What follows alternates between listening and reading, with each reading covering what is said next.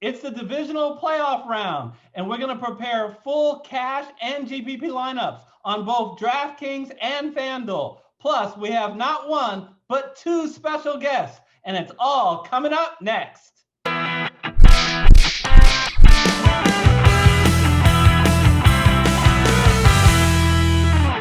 Hello, everyone. I'm Eric Lee with the Fantasy Football Consultants. Okay, we have a jam-packed show. We're going to give you a full cash and GPP lineup on DraftKings, and then we're going to do it on FanDuel. If you want to skip to a specific section of the video, go to the description section. We itemize the major sections of the show. The first thing we need to do is debrief about the wild card weekend. We did both cash and GPP lineups on both FanDuel and DraftKings last week, and it was our GPP lineups that really shined. So let's go over the GPP lineups. On FanDuel, we scored 133 points, finishing in the 2000s out of 16,000 competitors. The heroes were Lamar Jackson, Cam Akers, and Jarvis Landry, while John Brown was the zero, literally only scoring 0 points. Let's switch over to DraftKings. On DraftKings, we scored 160 points. That was good to return 2.5x. The stars, the heroes, were Josh Allen, Cam Akers again, Stephon Diggs, Hollywood Brown, and the Ram defense. The zero, once again, literally, was Davis. All right, let's give out a big congratulations to SportsFan14, who won our FFC DraftKings contest for the wild card weekend. He scored a whopping 192 points. That's almost 10 points more than the closest competitor. His lineup was literally on fire. We're going to run this DraftKings contest for one more week. That is this week, the divisional playoff week. It's not too late to join. You can join. I'll put the instructions on the screen of how to join. But remember, you must be a YouTube subscriber, so smash that subscribe button. Enter. This is the last time we do it. Remember, whoever scores the most wins $50. All right, let's get to our special guests that are joining us this week to help me fill out the DraftKings lineups. All right, you guys know one of our two guests very well, Michael Wiley, co-host of the NFL Spread Show and during the season, the NFL Survivor Show. Michael, thanks for joining us.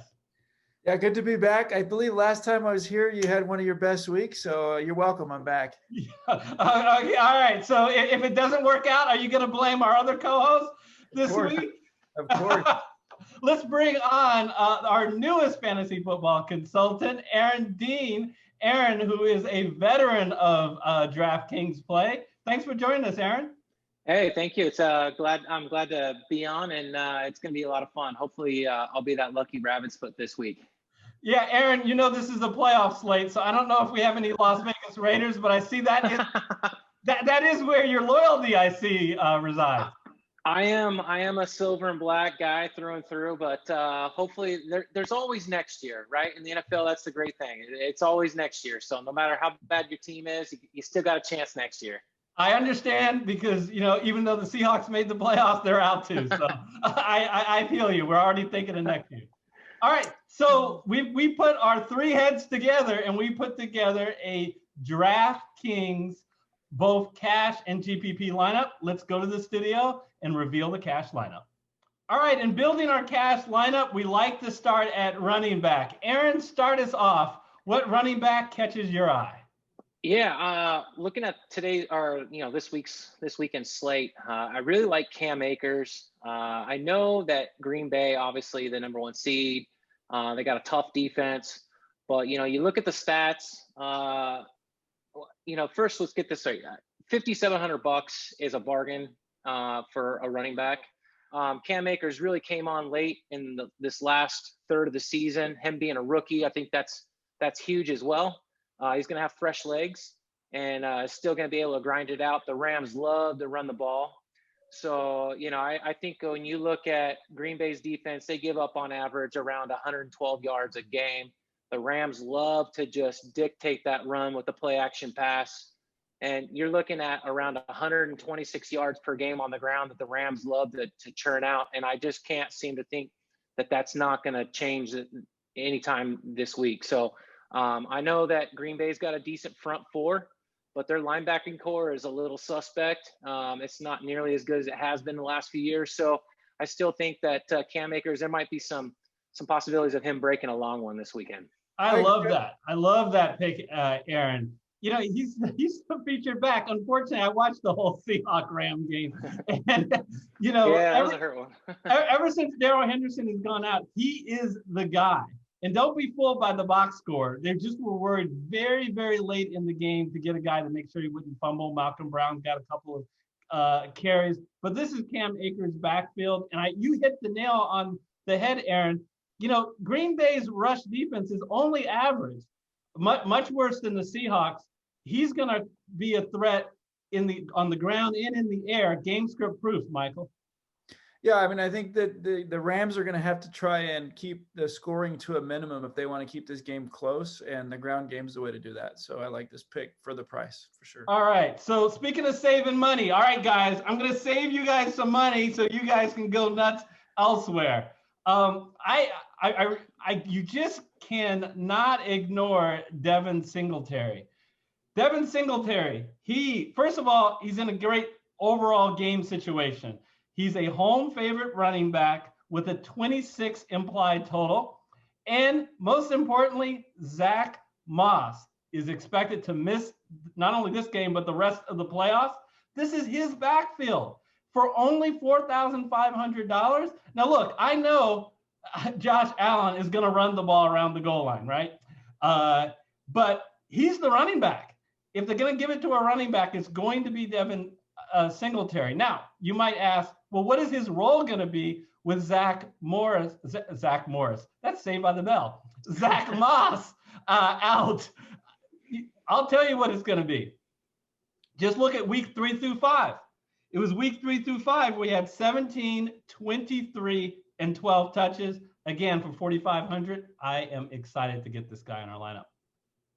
I'm supportive of this pick, also because he's so good out of the backfield catching the ball. I think he's got a pretty high floor for this price. It's nice that you can save money for who I'm going to talk about next. Oh, yeah, Michael. Okay. All right. Go ahead. Spend away after Aaron and I saved some money. Go ahead. Well, we all know we got to have a couple of guys in this lineup that can go off. And I think, one guy who is poised to have a fantastic week because he's well rested after the bye week and the second bye week, the week before that, which he needed because he's been a little bit injured. It's time to put Tyreek Hill on the button. My gosh. Aaron, $8,000 is now gone. Well, thanks. It's worth every penny. It's worth every penny. Thanks for not picking Devontae Adams. At least you saved $600 there. Go on. And I think Tyreek's going to have a much better week. I mean, look, Devontae Adams is going up against Jalen Ramsey. They're the best. He's one of the best guys. We saw what he did to DK Metcalf. I think Adams is better and should do better. But Tyreek Hill's going against one of the worst defensive backfields. We saw what Cleveland did against Pittsburgh. I think what Roethlisberger had 500 yards. Every single receiver had, extra fantasy points. And I see that happening for Tyreek this week. He's well rested. They're going to get him the ball early and often. He might make our fantasy day in the first half, which is what I hope to see. Okay, I can already hear someone in the comment section. How can you spend so much on Tyreek Hill when he has a bad hamstring? How do you respond, Michael? Like you said, he's had 2 full weeks, right, where he has not been playing.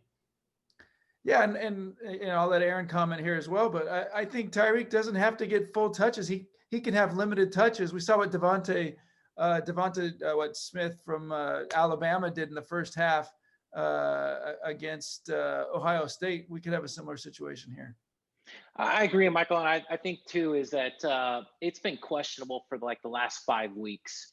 When you look at that hamstring. So was it just a little strain or was it something that just didn't feel quite 100%? Obviously he's a track guy and track guys, you get a little muscle cramp and it's like, oh man, woe is me, right? You're pulling the ripcord fast. So With Tyreek Hill, though, he's been playing with this thing for about 5 weeks, and it hasn't stopped him since. So well rested, had more than a week off here, and I totally expect Tyreek Hill to have a big day. You know, a 7 for 150 and maybe a couple touchdowns is his ceiling. So I think he's bound to have a big day. What I love about Tyreek Hill is you used to think of him as just like a deep threat, but he also can catch the short patterns and intermediate patterns there.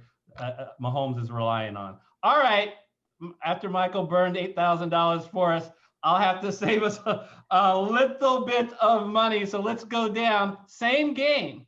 And again, the number 1 wide receiver on his team. Let's get Jarvis Landry in the lineup. You know, ever since Odell Beckham Jr. went out, this guy has really taken control.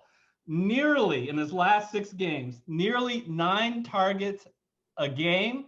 And I think a game script where they're going to be coming from behind, where I think they're going to be in pass mode. So I really like Jarvis Landry here. Aaron, do you agree? I agree. You know, weapons for Baker Mayfield, it's all about the running game. But when he's got a pass, it's just 2 people. It's Hooper that he, you know, Austin Hooper since he's been back now the last few weeks, and then Jarvis Landry for sure on the outside is kind of his security blanket. He's the guy who's going to draw probably the most amount of targets from the wide receiver spot. So you're definitely looking at a really high floor. All right, great. Michael, round out our 3 wide receivers. So Cooper Kupp is who we have next on the slate. You know, we again kind of have to go down the list in terms of cost here because of what I spent on Tyreek or what we spent together on Tyreek, to be fair. Michael, you're specializing in guys that have a Q next to their name. Well, so that was a concern coming in. I think there's another guy that was like that with Cole Beasley who showed up as well. Let's face it, the Rams are likely to get down at some point in this game. They're going to have to throw the ball. And Goff's going to be the guy. And I think Goff has, other than maybe a couple weeks early in the season when he went to Woods, Cooper Kupp has been his guy for the last couple of seasons. He's a big target. A lot of people don't think of him as a big guy, but he's actually a nice big target. He's great going across the middle, and he can go downfield with that speed. So again, kind of a guy that for the price is a high floor, and that's what we need when we're trying to save some money. All right. Excellent. Love it. Aaron, we've got a little lay of the land here. Where do you want to go at quarterback? Normally at quarterback, we say spinning up is a luxury, not a necessity, but except for Michael, we've been we've saved our money. Where do you want to go at QB? We have, and to be honest, I think you got to go with Josh Allen. I think that is by far the play this week. You know, at $7,400 is still a pretty minimal ask of, you know, a quarterback spot in a fantasy DraftKings lineup. $7,400 is still very reasonable, but it's just the upside with this guy that just excites me. You know, he was born not too far from here, up the road in Firebaugh and the old country back there. And this guy is a stud. I've got a couple things for you. So what's interesting, I looked at all 17 games, right, that he's played up till this season, including the playoff game. 11 out of 17 games, he's passed for a minimum of 275 yards. Okay, so a minimum of 275. 14 out of the 17 games, he's had a minimum of 2 passing TDs. And oh, by the way, he's got 9 rushing TDs on the season as well. He's a dual threat. He's taken his game to new levels. Baltimore has a stingy defense. You know, I will say Baltimore's defense allow about 221 yards per game passing, and they've taken away. They're only +4 on the turnovers, but they've gotten 10 interceptions. But what Josh Allen has done so well this year is he's become a much more efficient and accurate passer down the field.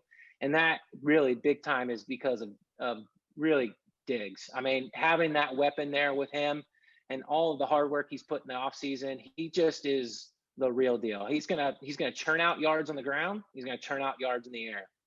Michael, I want to get you in on this, not from a fantasy perspective, but just a football perspective as a quarterback. What do you see as Josh Allen? How good is he right now in his career? Yeah, I mean, what a change from last year, right? Last year, he was, I think, perhaps the lowest in terms of passing efficiency and accuracy. And it really showed, and it showed up in the playoffs, and that was part of what bounced them out. He tried to do too much too often. And this year he hasn't had to do that, and he's not doing that. And now his accuracy is right there at the very top, which is super important. You have to be able to convert third downs. If we had the money, it might be tempting to go with Mahomes here because of what I think he can do against Cleveland. But they also might get up and might be able to turn to the run. This Baltimore game is going to remain close. Buffalo has to throw the ball, and like Aaron said, Josh Allen loves to run the ball when he gets down towards the end zone. And so we're probably not going to see a running back touchdown or more than one running back touchdown for Buffalo, but we could see a quarterback touchdown or two. I'm okay if we get 3 or 4 running back touchdowns for Buffalo this week, since we have Singletary. All right, Michael, where are we going at tight end? Just want to say, in case you're thinking of getting a $13,000 tight end, we only have $13,500 total left to spend.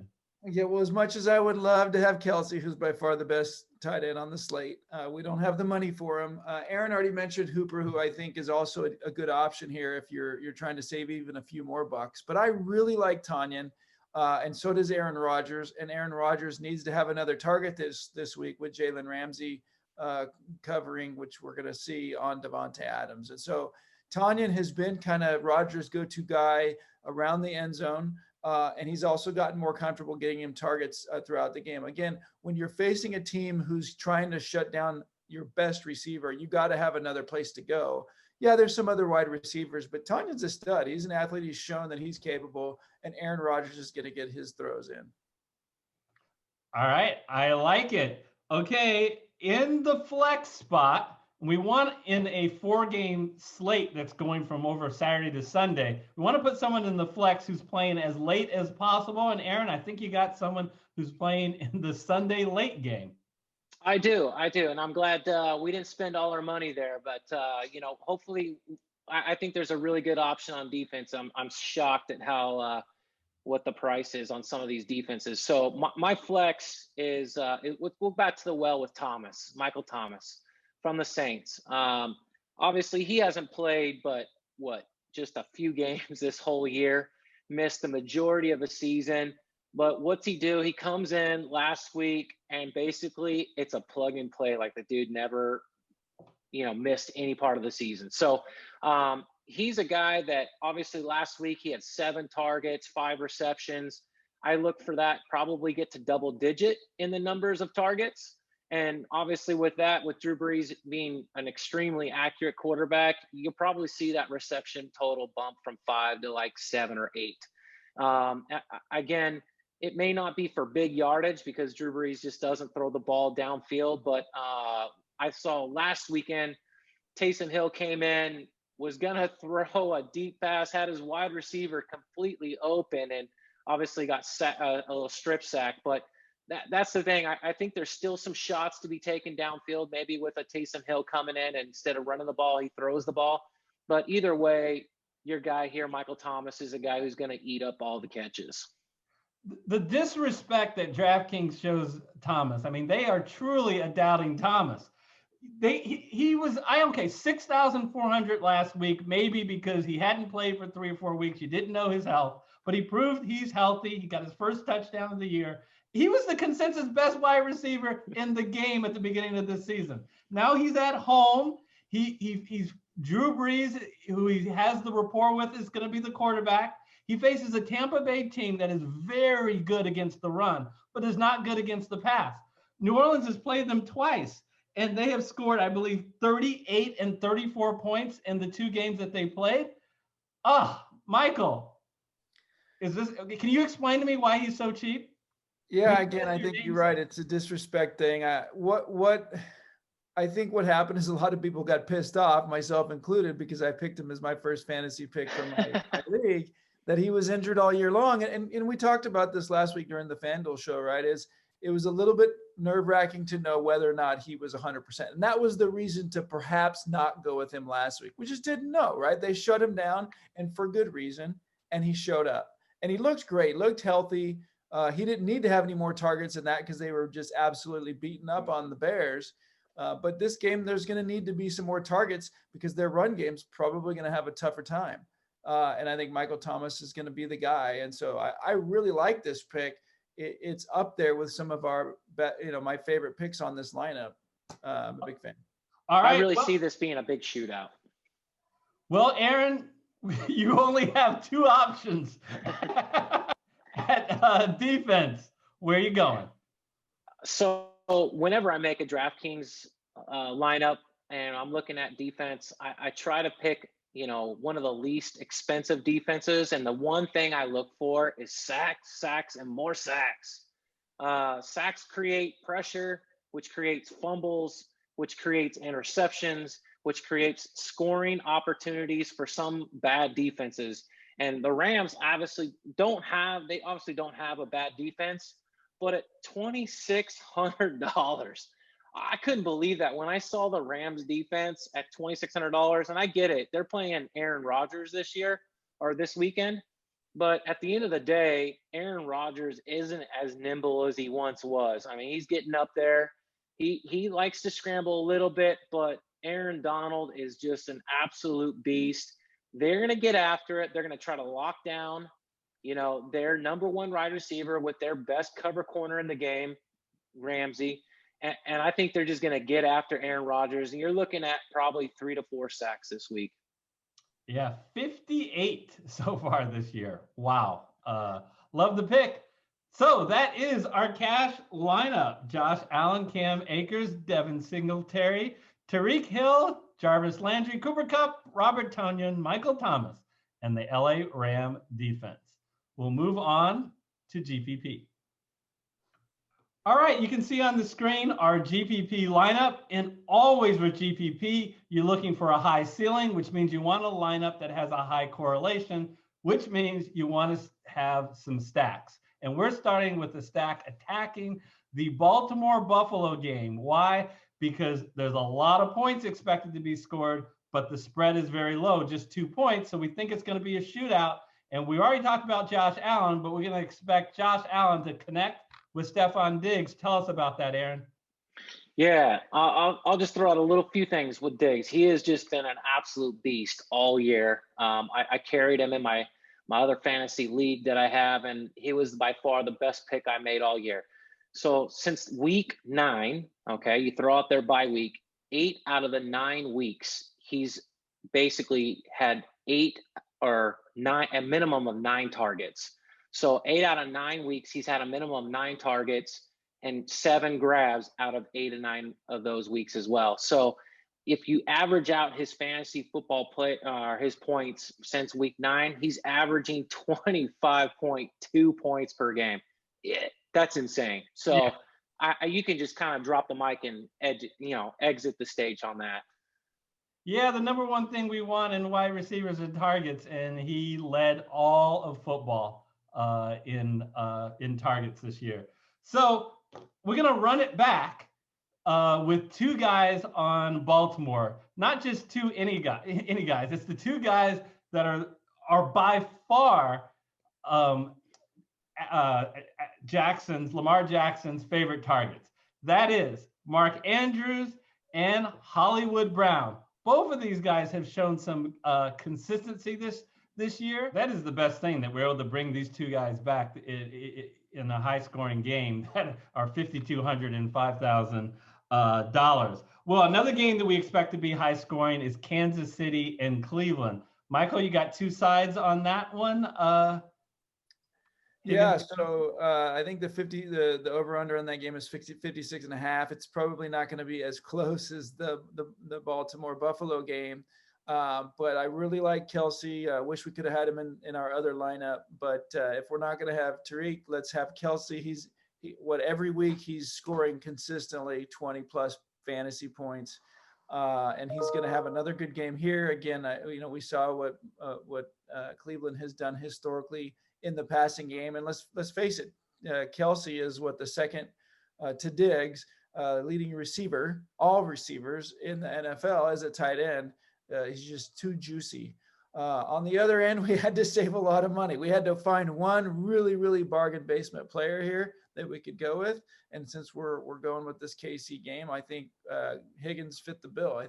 He's right there, the number 2-3 guy, maybe behind Hooper in terms of targets. I see Cleveland having to throw the ball a lot in this game. They didn't have to do that in the last game, and so Higgins is going to get some targets. I don't know that there's a lot of upside here, but for $4,100, I don't know what other options we had.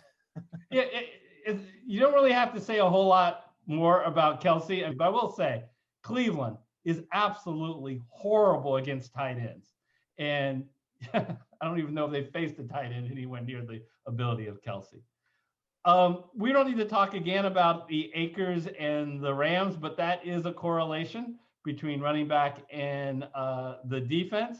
The one guy we haven't talked about is Leonard Fournette. Aaron, what do you think about him?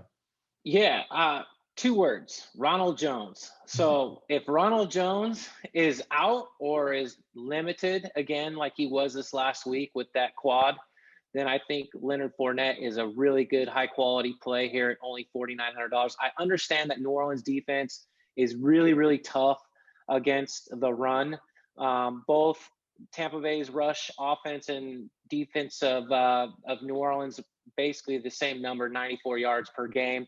But you look at Fournette, he's really catching the ball. The last 4 weeks, he's averaged about 4 grabs, a week. So if anything, Bruce Arians' philosophy is back to front, right? Deep, work yourself to short. Tom Brady has always philosophically been the opposite, work your way from front to back. There's been a little intermixing of that this year, but I think you're going to see Tom Brady, when you're facing an elite defense like New Orleans, he might revert back to some of those New England Patriots days, and you might get a lot more passes to the running back this week. So whether Fournette does it on the ground or through catching the ball, I think you're gonna be out all right with $4,900 price tag. All right, that's awesome. So that is our GPP lineup. Michael, Aaron, thank you guys so much for joining us. As we like to remind all of our viewers, hey, don't just copy this. You need to watch the late breaking news. And also, if there's a guy in this lineup that you don't like, slide in the guy that you do like. I will be back in just a moment when we attack the FanDuel slate, both cash and GPP lineups. All right, we're on FanDuel, and let's prepare our cash lineup. I'm going to start at running back, and I'm going to start with Cam Akers at only $7,000. Man, Darrell Henderson is still out, so that means Cam Akers is absolutely the guy. In the last 4 weeks, he has gotten touches of 32, 16, 25, and 30. That is absolutely sensational, and he faces a Green Bay team that is only average against the rush.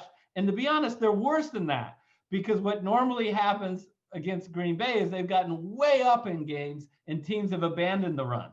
But I think the Rams, unless they get way, way, way behind, are going to continue to be committed to the run. And it's definitely going to be with Akers. And by the way, the guy will get involved in the passing game as well. He's the goal line back. Man, for a running back that checks all the boxes, love the fact that we can get him at $7,000. Talk about a running back that checks all the boxes and is cheap. How about at only $5,700, Devin Singletary? He's at home. He's favored, granted, only by 2 points. He has an excellent implied total of 26. I know what you're saying. Isn't Zach Moss a guy that we have to worry about? No, we don't. He is going to almost certainly be out in this game. He's expected to miss the rest of the playoffs. That means it's his backfield. He's going to be the primary back. He's going to be the goal line running back. I have to say running back because as long as you have Josh Allen on the team, there's always a chance that he is going to run it in. But if a running back is going to run it in, it's going to be Devin Singletary. And you like his involvement in the passing game. All this for only $5,700. I mean, he's just mispriced. He's priced as if Zach Moss was healthy, and he's not. All right, let's switch to wide receivers. And these three wide receivers have a lot in common. They're all the #1 wide receivers on their team. They're all in terrific matchups. Jarvis Landry and Robert Woods. I expect both of their teams to be behind and have to pass the ball a lot. And Marquise Brown should be in a shootout against Buffalo. So an all reasonably priced $6,900, $6,600, and $6,500. That savings of those wide receivers allows us to go bonkers at tight end. And when you talk about going bonkers at tight end, you know what I'm talking about. It's Travis Kelce. Now, I don't need to tell you how great Travis Kelce is. The guy, for most of the season, was leading all pass catchers in targets, not just tight ends. He finished second only to Stephon Diggs. But what I really love about him this week, he faces a Cleveland team that is absolutely horrific against tight ends. He's a home favorite who has a terrific implied total, well over 30. I love this matchup here for Travis Kelce. Happy that we can get him in our lineup. All right, before we wrap up the bottom of the lineup for Flex and D, we see we have an average of 6,200 left. I am going to spend the money at QB, but I'm shocked that I don't have to spend it on the highest paid QB, or even the second highest, or even the third highest. How is Lamar Jackson so cheap on FanDuel? Someone explain that to me. At only $8,000, the fourth most expensive quarterback? Sign me up. It is playoff time, and the Ravens are leaning heavily on Lamar Jackson. That means that you can expect premium rushing statistics that you would expect as an RB1, plus the fact that in a shootout with Buffalo, I expect him to do even better than he did against Tennessee in the air. And what is cash game all about? Having a solid floor. He gives you that great floor along with a tremendous upside. All right, so we have $10,800 left for our flex and our defense.